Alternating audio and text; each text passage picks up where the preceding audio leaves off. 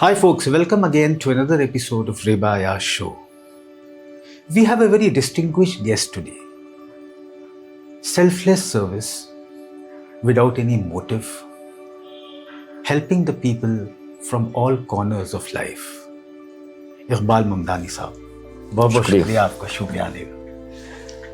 For our viewers, Iqbal Mamdani साहब जो काम करते हैं वो शायद ही आज के ज़माने में कोई सोचता हो. Dead body burial and cremation, वो डेड बॉडीज जो अनक्लेम्ड हैं, जिनका कुछ पता नहीं है, irrespective of any religion, any community, उसका क्रीमेशन और बरियल करते हैं. ये सोच, ये थॉट, ये जज्बा, ये कहाँ से आया?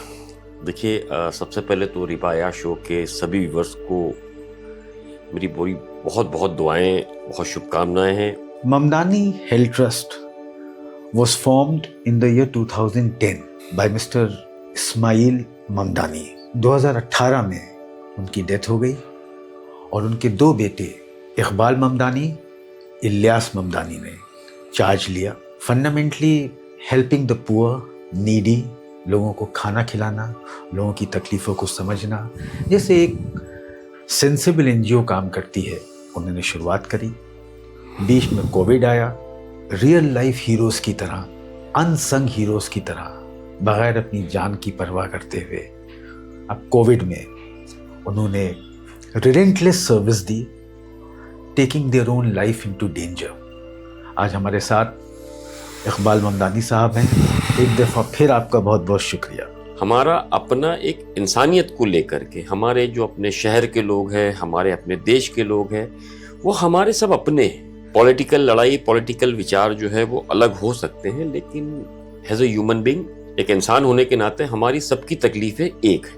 मुंबई एक ऐसी जगह है जहाँ हमने देखा कि पूरे देश से जो लोग हैं अपने रोजी रोटी की तलाश में, अपने अपनों को खुशहाल रखने के चक्कर में यहाँ तक पहुँचते हैं, मेहनत करते हैं, और कई बार वो मेहनत करते करते इस दुनिया से चले जाते हैं. आपने जैसे पूछा कि ये सोच कहाँ से आई, देखिए सबसे पहले मैं कुछ साल पीछे जाऊंगा.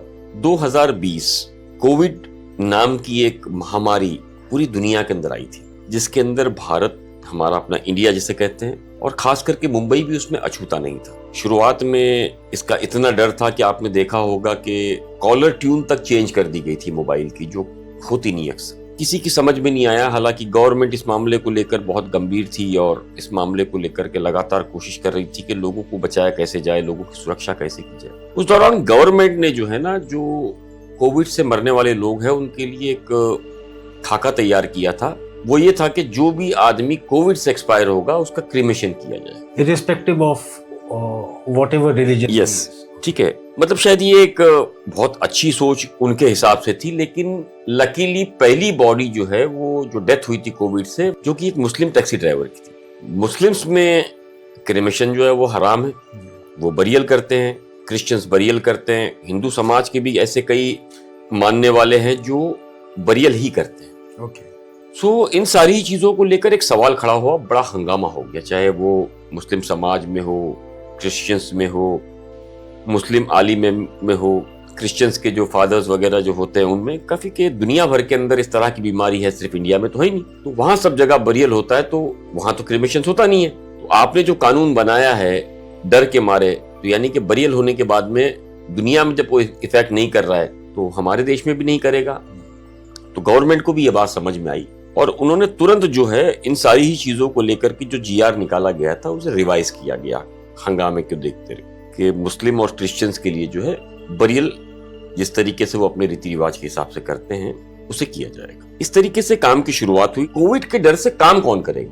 एग्जैक्टली. डर इतना बना हुआ था. पहले जो ट्रेडिशनल तरीके से हम लकड़ों पर, जैसे हमने देखा है कि हिंदू समाज के लिए अग्नि देते हैं, वो सब बंद कर दिया गया था. जो गैस या इलेक्ट्रिक के द्वारा जो मशीन्स बनाई गई थी, जी, वहां उसका क्रीमेशन होता था. तो हर शमशान में दो मोस्ट प्रोबेबली होते हैं, तो एक दिन में चलता था, एक रात में चलता था, या कभी डेथ ज्यादा हुई तो ज्यादा पहुंच गई, तो एक बॉडी को जलने के लिए मशीन में 1.5 से 2 घंटा पूरा कंप्लीट लगता था सफाई के साथ. तो एम्बुलेंसेस की जो है वो लाइन लगना शुरू हो जाती थी. तो जब तक एक बॉडी का क्रिमेशन नहीं होगा तो वो एम्बुलेंस निकल नहीं सकती है। तो हम जो बॉडीज क्लेम करने जाते थे उसके अंदर कभी 14 घंटे से 20-20 घंटे तक का हमको वक्त लगता था। तो हमने सोचा क्यों ना हम एम्बुलेंसेस हायर कर लें। दोस्तों ने मिलकर के सारी चीजें शुरू की। तो एम्बुलेंसेस जब हायर करने की हमने बात की तो जिनके पास एम्बुलेंसेस थी वो डर के मारे देने को भी तैयार नहीं थे। उन्होंने कहा नहीं नहीं नहीं, हम कोविड के लिए नहीं देंगे। तो जहन में एक आइडिया आया कि क्यों ना हम कुछ ऐसे दोस्त हैं जिनके पास एम्बुलेंसेस कई सालों से है और उनमें यूज में नहीं है और एक तरीके से कचरा हो चुकी है। तो ऐसे लोगों को हमने कांटेक्ट किया और उन्होंने कहा कि भाई तुम्हारे पास तो जगह रोक रही है गाड़ी तुम्हारी, वो हमको गिफ्ट कर दो। हर पुलिस के पास हमने नंबर्स भेज दिए थे कि अगर किसी को मदद चाहिए तो हमारी टीम जो है वो मदद भी करेगी, फ्री एम्बुलेंस सर्विस देगी। तो पुलिस खुद हमारी एक तरीके से एडवर्टाइज करने लग गई। तो हमने डॉक्टर्स से पूछा तो उन्होंने कहा कि भाई मुस्लिम बॉडीज तो आप ले जाते हो लेकिन प्रॉब्लम आ रहा है नॉन मुस्लिम्स का, वो डर के मारे आ नहीं रहे। तो हमने उनसे पूछा क्या हम ये काम कर सकते हैं। इस तरह फिर मुंबई पुलिस, हॉस्पिटल्स और हमारी साथ में हमने काम शुरू किया। तो जब सबसे पहले हिंदू बॉडी हम लेके शमशान पहुंचे तो शमशान वाले डर गए। उन्होंने सोचा कि सारी दाढ़ी टोपी वाले गलती से आ गए। तो उन्होंने कहा मुस्लिम कब्रिस्तान बगल में है, आप यहाँ। तो फिर उनको बताया गया कि भाई ये हिंदू बॉडी है और आप हमको अब ये बताइए कि इसका अंतिम संस्कार करते कैसा है, क्योंकि हमारे लिए तो बिल्कुल चैलेंज था वो सारी चीजें। उन्होंने कुछ चीजें बताई, कुछ एज ए जर्नलिस्ट हम काफी ऐसे दोस्त हमारे जो पंडित वगैरह है उनसे अलग अलग लोगों से बातचीत की। तो किसी ने कहा भाई गंगा जल मुंह में डालते, किसी ने कहा तुलसी, किसी ने कहा चंदन, अलग अलग अलग हर वो चीजें हर किसी में जो होती है वो बतानी शुरू की हमको। अब चैलेंज हमारे लिए था कि गंगा जल और तुलसी लाए कहाँ इस हालात में। फिर कॉल लगाया गया तो उन्होंने कहा अगर नहीं है तो फिलहाल नॉर्मल पानी भी आप इस्तेमाल कर लीजिए लेकिन कोशिश करिए कि मिल जाए। तो वहां से हमारी शुरुआत हुई। टचवुड ये मान सकते हैं कि अलग अलग दोस्तों ने, कई लोगों ने गंगा जल हमें प्रोवाइड किया, कुछ लोगों ने तुलसीज वगैरह प्रोवाइड की। इस तरह ये कारवा जो है बनता गया, काम चलता गया और तकरीबन 2,500-3 हजार बॉडीज का काम हमारी टीम ने कोविड पीरियड में किया एज पर रिलीजन। अब कोविड खत्म हो गया, उसके बाद अनक्लेम्ड डेड बॉडीज जो हैं उसका भी आप अलग अलग रिलीजन के हिसाब से उसका भी आप बरियल करते हैं। एडमिनिस्ट्रेशन और गवर्नमेंट के लिए तो ये ड्रीम कम ट्रू है कि इस तरह का कोई आदमी है जो इस तरह की चीजें करता है। डिकम्पोज्ड बॉडीज बहुत होती होंगी, स्मेल बहुत आती होगी, जहां लोग खड़े नहीं हो सकते हैं। ये सब किस तरह से करते हैं और ये क्या जज्बा मिल गया आपको ये करने का? मतलब कि मैंने अभी आपसे जब मैं यहाँ पे बैठ के बात कर रहा था तो आपने मुझको तो ऐसी ऐसी बॉडीज दिखाई हैं जो बिल्कुल ब्लैक हो गई हैं, आधी बर्न्ड हैं। उनको उठाना, उनको कैरी करना, ये सब कैसे करते हैं साहब? देखिए रेबा साहब, इंसान अपनी जिंदगी के अंदर अपनी फैमिली के लिए, अपने शहर के लिए, अपने मुल्क के लिए बहुत कुछ करना चाहता है और बहुत कुछ देना चाहता है। न चाहते हुए हर गरीब आदमी सरकार को एक टैक्स देता है, चाहे वो कोई चीज़ खरीदे, किसी चीज़ के अंदर वो हिस्सा ले या नहीं। मुझे लगता है कि ज़िंदगी हर किसी के लिए एक बराबर की नहीं होती है, लेकिन मौत एक ऐसी होनी चाहिए जिसके अंदर एक आखिरी सम्मान हर किसी को मिलना चाहिए। और वो हक है इंसान का कि ज़िंदगी के इतने साल या इतने दिन उसने इस जहां को दिया है तो उसकी विदाई भी बहुत अच्छी रीत से होनी चाहिए। कुछ लोग अपनी फैमिलीज को पालने के लिए बेचारे फैमिली छोड़कर यहाँ आते हैं, कुछ की फैमिलीज नहीं होती है। आखिरी वक्त जब उनका होता है, किसी का इंतकाल अस्पताल में हो जाता है, किसी का एक्सीडेंट में हो जाता है, कोई अपनी मौत मरता है, अलग अलग तरीके होते हैं। तो सबसे पहले जब इसकी जानकारी पुलिस को मिलती है तो पुलिस ये कोशिश करती है किसी भी तरीके से कि उनकी फैमिलीज को ट्रैक किया जाए। बिल्कुल। तो पुलिस लगातार कोशिश करती है। हॉस्पिटल्स के नियम के हिसाब से 7 या 10 दिन जो है उसको रखा जा सकता है, लेकिन पुलिस कोशिश करती है कि उनको जरा भी लिंक्स ऐसा लगता है कि उम्मीद होती है, महीना 2 महीना 3-3 4-4 महीना भी वो कोशिश करती है लगातार कि इनके परिवार इनको मिल जाए और इसका जो अंतिम संस्कार है जो परिवार की देखरेख में हो। कई बार पुलिस कामयाब भी होती है, लेकिन वो परिवार का कहना होता है उनके पास पैसे ही नहीं है ट्रैवल करने के लिए। लेकिन किसके पास? फैमिली के पास। मतलब चाहे वो कोई बंगाल से है, कोई उड़ीसा से है, कोई बिहार से है, तो उनके पास इतने पैसे नहीं है। कई बार हमने देखा कि ऑफिसर्स जो है वो उनको टिकट भी अपने पैसों से मुहैया कराते हैं। ऐसे केसेस आए हैं मेरे पास। मैं दूसरा, जब वो फैमिली यहाँ आती है तो उनके खाने से रहकर रहने का हर वो इंतजाम पुलिस खुद देखती है। ऐसे बहुत अच्छे अच्छे ऑफिसर्स हैं जिसको भले ही लोग पुलिस को गाली दे, पुलिस का एक पार्ट हमने देखा है, लेकिन दूसरा पार्ट जो है वो हमेशा मैं देखता हूँ। कई बार ये होता है सीजन होती है, लेकिन वो फिर वहाँ डीआरएम से या किसी टॉप लेवल से बात करते हैं, उनको रिक्वेस्ट करते हैं कि इनकी टिकट करवा दीजिए, इनकी फैमिली में ऐसा ऐसा हो गया, तो परिवार के लोग यहाँ आते हैं और वो खर्च करते हैं। एक पार्ट ये होगी। दूसरा पार्ट ये होता है कि कुछ का कहना होता है कि हमारे पास स्थिति नहीं है आने की, यहाँ से कोई मदद भी नहीं होती है, तो परमिशन लिख के देते हैं कि आप इसका अंतिम संस्कार करवा दीजिए। अच्छा, ओके। तीसरी सूरत ये होती है कि फैमिली मिलती ही नहीं है बहुत ट्रैक करने के बाद। तो इन सारी सूरत के अंदर हमारी टीम और मुंबई पुलिस एक फैमिली की तरह वर्क करती है। जो पहले पेपरों पे अनक्लेम्ड होता है उसका जब हम क्रिमेशन या बरियल करते हैं तो वो एक फैमिली उसका बरियल या क्रिमेशन करती है। मुंबई पुलिस के अधिकारी हो, हमारी टीम हो, जो रस्म रिवाज होते हैं, जो रीति रिवाज होते हैं, चाहे वो हिंदू धर्म के हो, मुस्लिम धर्म के हो, उसको पूरा निभाते हुए। अच्छा इकबाल भाई, एक चीज और पूछूंगा आपसे, अब तक आपने करीबन 5000 के ऊपर नहीं, हमने अब तक 7000 से ज्यादा बॉडीज का अंतिम संस्कार कराया। 7000 बॉडीज हैव बीन। इसमें ये डिमार्केशन अगर करें तो मुस्लिम्स कितना परसेंटेज है? देखिए 85 to 86% जो है वो पॉपुलेशन के हिसाब से हिंदू बॉडीज हमारे पास आती है। हाँ। कभी 14, कभी 15, कभी 16, मतलब इस तरीके से हम गिनिए तो मुस्लिम बॉडीज हमारे पास आती है। 84-16 मतलब मैक्सिमम हम पकड़ ले। अच्छा, ये रेशियो रहता है एज पर पॉपुलेशन। राइट। इसमें लेडीज जो बॉडीज होती है वो हमारे पास बहुत कम आती है, रेयर आती है। मतलब अगर हम, जैसे मैं बता रहा हूँ कि महीने में 100 से 125 बॉडीज हम करते हैं तो मुश्किल से 2, मैक्सिमम हो गई तो 3, इस तरह की लेडीज बॉडीज हमारे पास आती है। अच्छा, जब लेडीज बॉडीज आपके पास आती हैं तो उसके क्रिमेशन के लिए किसी लेडी को आप रखते हैं? जैसे अगर मुस्लिम बॉडी है तो एक चीज होती है गुस्ल उसल देना। जी देखिए, अगर मुस्लिम बॉडीज है तो गुस्ल के लिए हमारे पास लेडी की एक टीम। अच्छा, ओके। जो उसके गुस्ल को लेकर के हर वो चीज करती है, क्योंकि मुस्लिम लॉ के हिसाब से आप लेडीज बॉडीज को देख भी नहीं सकते। एग्जैक्टली। ठीक है। इसी तरीके से हिंदू धर्म में भी उसका एक बहुत बड़ा सम्मान है। तो वो जो बॉडी है उसके क्रिमेशंस के लिए, जैसा हमने बताया कि मुस्लिम्स के लिए हमारे पास एक मुस्लिम लड़कों की टीम है जो गुस्ल देती है, जो दफन करती है, नमाज जनाजा पढ़ती है। उसी तरीके से लेडीज के लिए एक लेडीज जो है गुस्ल दे करके वो दफनाने वाली टीम वही होती है जो जनरल सबका करती है। हिंदू बॉडीज के लिए हमारे पास हमारे हिंदू लड़कों की एक दोस्तों की टीम है। हमारे मुस्लिम लड़कों का काम होता है हॉस्पिटल से बॉडी को ले जा करके शमशान के अंदर सम्मान के साथ रखना। उसके बाद वो जो हमारे टीम के जो बेचारे हिंदू दोस्त हमारे भाई है, उसके जो रीति रिवाज होते हैं जिस हिसाब से किया जाता है उसको वो अग्नि देते हैं। अग्नि देने के बाद में जब अग्नि शांत हो जाती है तो उसके अंदर विसर्जन के लिए जो अस्थियां जमा की जाती है मटकी में, वो सारी जमा करते हैं। जिस तरीके से कभी महीने में, कभी 25 दिन में, 20 दिन में, जैसे बॉडीज के ऊपर होता है वैसे पिंडदान किया जाता है, पिंडदान पूजा होती है। एज एन इंटरव्यूअर मेरे पास वर्ड्स नहीं है इंसाफ को डिफाइन करने के लिए। Words actually fail me as a rule. Unsung heroes, silent soldiers, न किसी से लेना न देना, इनका इंटरेक्शन डेड बॉडीज से है जो न बोल सकती हैं, न सुन सकती हैं और न समझ सकती हैं। और ये कितना स्ट्रॉन्ग मैसेज जाता है हिंदू मुस्लिम कम्युनिटी को लेते हुए।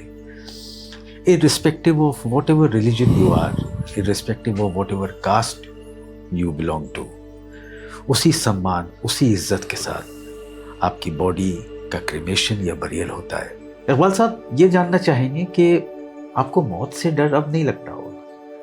नहीं, देखिए मौत से डेथ नाउ, मैं आपको ही बता रहा हूँ, अगर मौत से डर होता तो हम कोरोना पीरियड में ही बाहर नहीं निकलते।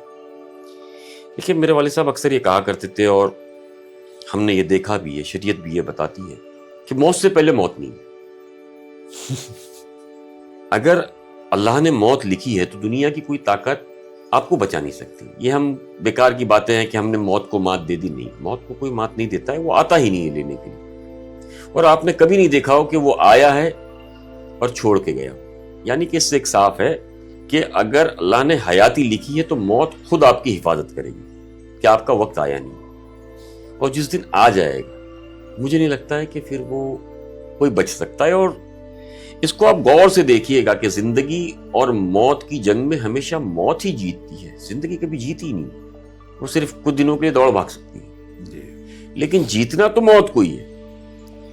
और बेहतर जिसको कहा जाए, हर मजहब को आप उठा के देखिए, सिर्फ इस्लाम नहीं, इंसान को इंसान की मदद के लिए ही पैदा किया गया, उसकी खिदमत के लिए पैदा किया गया, उसकी तकलीफों के अंदर राहत देने के लिए उसको पैदा किया गया, हमारी अपनी तकलीफ के लिए नहीं है।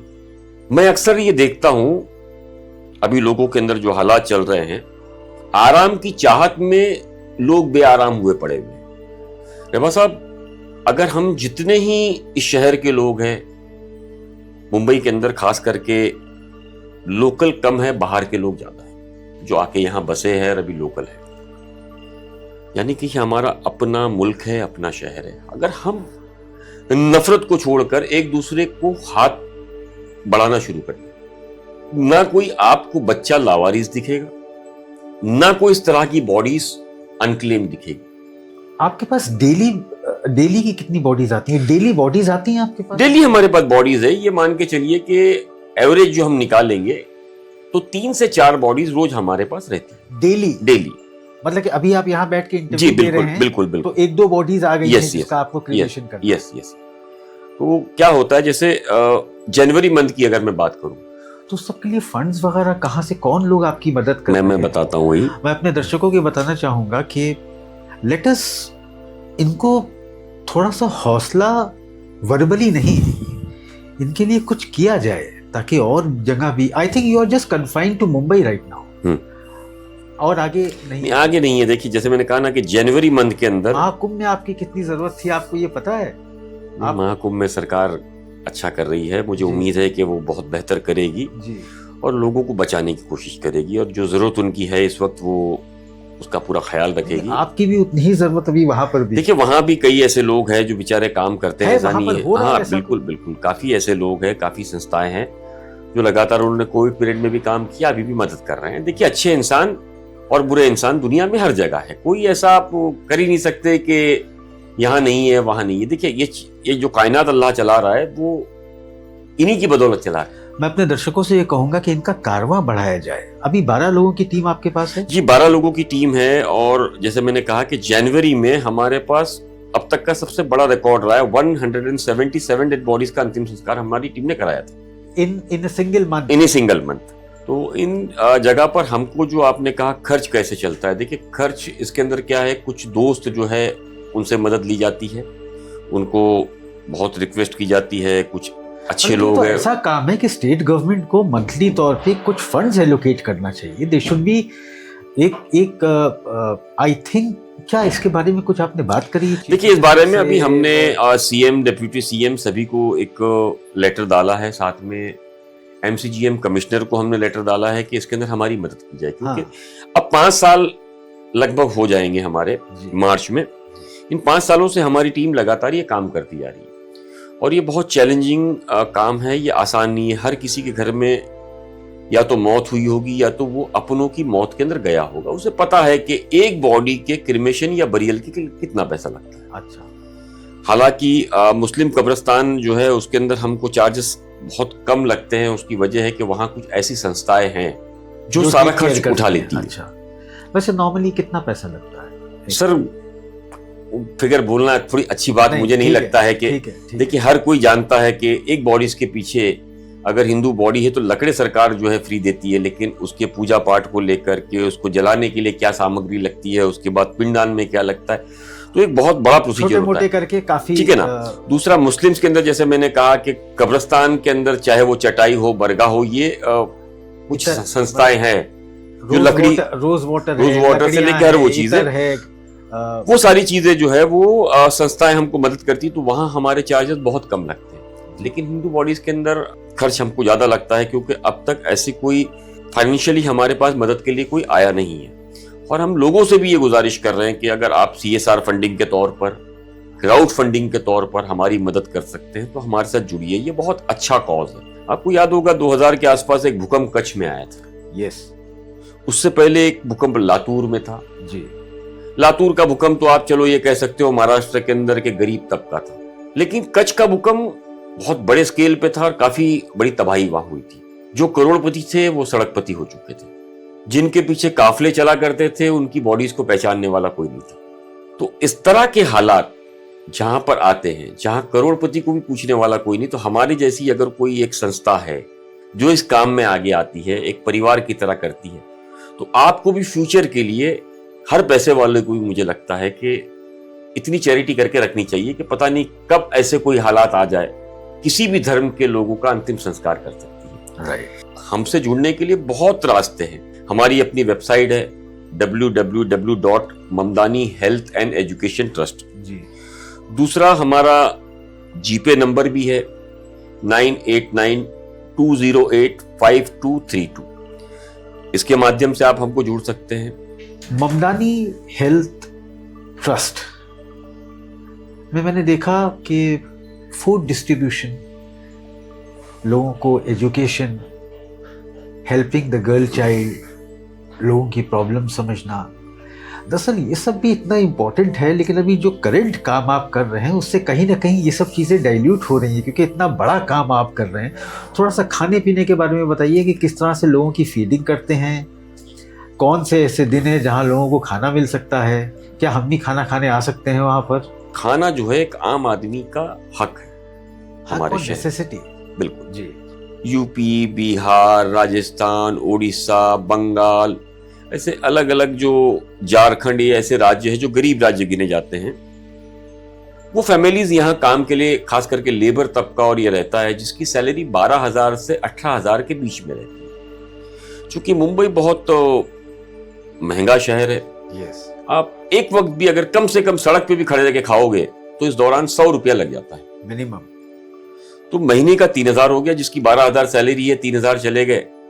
दूसरा, मुंबई के अंदर जीने के लिए अगर वो किराए पे भी रहता है तो 1,500-2,000 शेयरिंग में भी लगेगा। जी। लाइट का लगेगा, चाय नाश्ता, ये बहुत जरूरी है। तो आदमी के पास पैसे बचते नहीं है। 12,000 में मुंबई में खुद अपनी जिंदगी नहीं काट सकता है तो अपने परिवार को कैसे पाले? तो ये क्या करते हैं जो लेबर क्लास होते हैं, ये अपनी भूख को या तो गुटके के जरिए मारते हैं या तो चाय के जरिए मारते हैं। वो सुबह एक बिस्किट का पैकेट ले लेंगे या तो एक बन पाउं टाइप में ले लेंगे, उसको चाय में डुबा के रात तक जो है वो भूखे रहते हैं। उसके बाद वो एक टाइम खाना खा के 5,000-7,000 जो भी वो बचत कर सकते हैं वो अपनी फैमिली को पालने के लिए भेजते हैं। तो जब ये सर्वे आया तो हमने सोचा क्यों ना मिल करके खाने का काम शुरू किया जाए। छोटे लेवल से ये शुरू किया गया था 200 पैकेट से। ये वेजिटेरियन पुलाव या बिरयानी या चाइनीज आइटम रहती है जो कि एक क्वांटिटी इतनी होती है कि आदमी पेट भर के खा सकता है। अच्छा। ये कंटेनर टाइप में हम दिन में 2 बार डेली का काम करते हैं। जो भी लोग आए आसानी से अपना कंटेनर ले वो चले जाए। आपने कहा हम खा सकते हैं, क्या आप नहीं, कोई भी खा सकता है। तो ये आप कंटेनर्स जो हैं वो डेली हमारे पास ये दोपहर और रात 2 टाइम मुंबई के ग्रैंड रोड इलाके में जहां हमारा ऑफिस पड़ता है उसी से कुछ दूरी पर 2 टाकी इलाके के अंदर Mamdani health and education trust है, खाने का काम करती है। बहुत बहुत शुक्रिया आपका। Thank you. Thanks a lot. बहुत बहुत शुक्रिया आपका आने का। Wish you all the luck. Thank you so much.